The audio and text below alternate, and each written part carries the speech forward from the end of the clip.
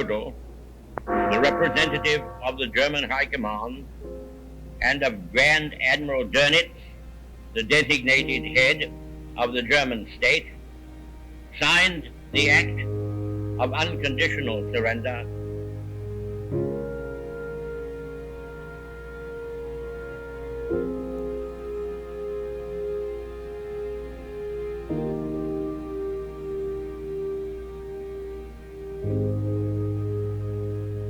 Hostilities will end officially at 1 minute after midnight tonight, Tuesday, the 8th of May. We had enough. Had enough. When teacher came and said, the war is over, you're safe now. And I was green. And you're crying. Oh, Well, I was to be in school. But right, you know.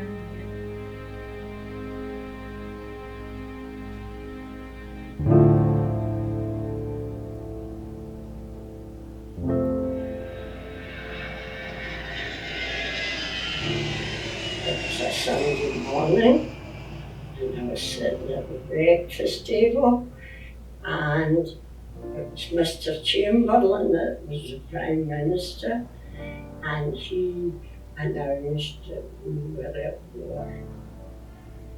And what bothered me was, oh, we'll go to the shops. My mother said, you'll go to the shop. Well, you read your history books, yeah, but then this was different because there was the year. In the First World War, they didn't have the planes with the bombs, and it was going to be a different type of war. Yes, I was frightened. It was very frightening. And we used to look at the sky, to see if there were any planes flying over, because we thought if the planes fly over, they'll drop bombs on us. Glasgow is the latest city to come under the fire of Nazi bombers by night. Once again, we see the trail of destruction that follows the path of this war, started by Hitler in his ambition to rule the world. It was the first big attack on this great city of Scotland. Terrifying. Oh, terrifying is the word. terrible. And then again, you're looking everywhere. Where's it coming from? It was frightening to laugh. You went to bed with your clothes on sometimes. Oh, aye, that's right. Yeah. In case there was an air raid and we didn't get out in time because we'd got blown up. Household milks here again, and this is the tin. One for each ration book every 8 weeks.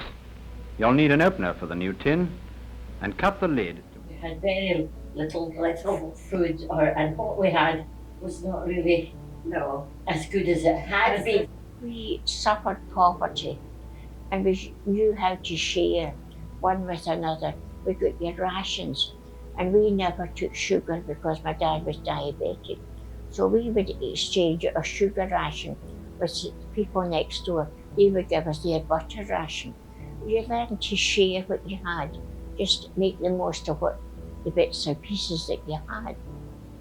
As a woman, there was once going to come in, she would say, she ate her apple, and somebody would say, can I get the core?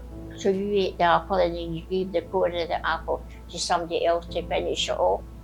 No wonder you talk about viruses. I don't know how we're all living yet.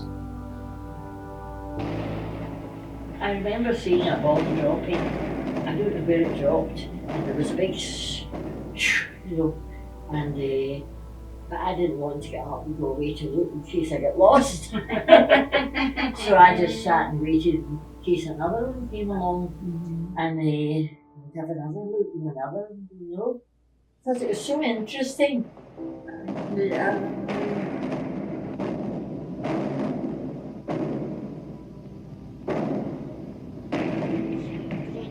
Was a target because there were the 3 sugar refineries, and then there was a shipbuilding all down the Clyde. So we were a prime target for it. So eventually they evacuated, all the children were evacuated out of Greenock, and they came with buses to the school, and they were all with your name tag on it. But my sister and I weren't, because my dad had a cousin in Bishopbriggs. He was a farmer away out in the country. So my sister and I went up to stay with them. So we didn't get evacuated other than going to stay with my folks up there, and my mum came with us. We went to school, and I was 11 when we were finished. We went to school and that, but you had to carry your gas mask. You were measured for a gas mask, and you went to school with your gas mask over your shoulder. And then you come home at night to do your homework.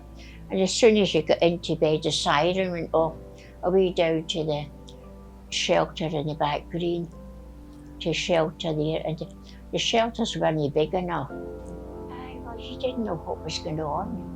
We were too young to understand. My mum sat in the middle, and we sat one on each side of her. We just didn't know what was going on.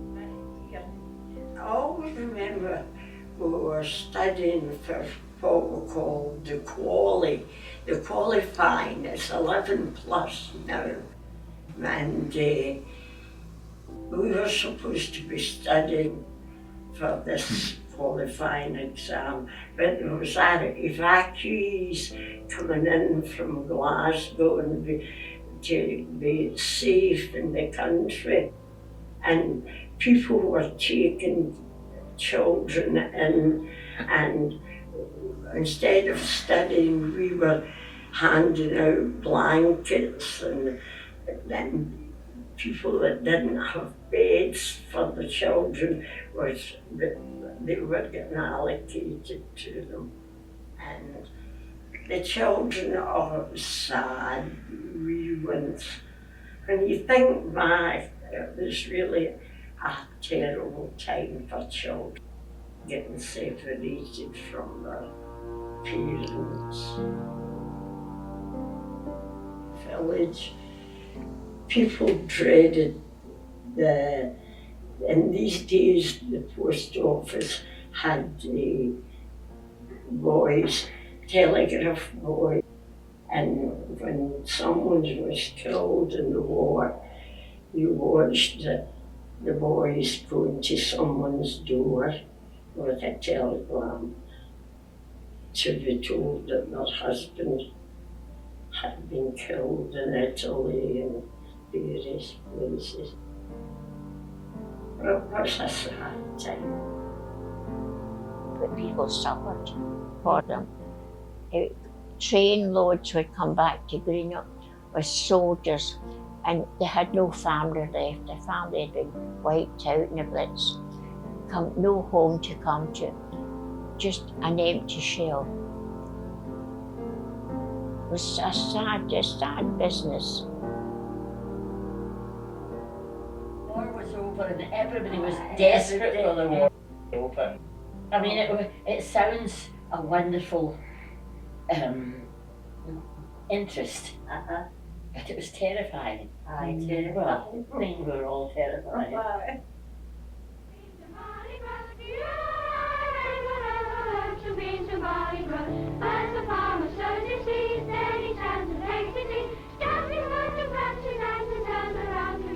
I was at home, and we were told war was over, so we all went out to party in the street and great jollifications and carry on. It was over, but there was still a lot to be done. There was still a lot of things that needed to change, and the war was still going on. And I'm glad I'm alive, you see. I'm glad I'm alive. But in the interest of saving lives, the ceasefire began yesterday to be sounded along all the fronts. The German war is therefore at an end. we may allow ourselves a brief period of rejoicing. Today is Victory in Europe Day.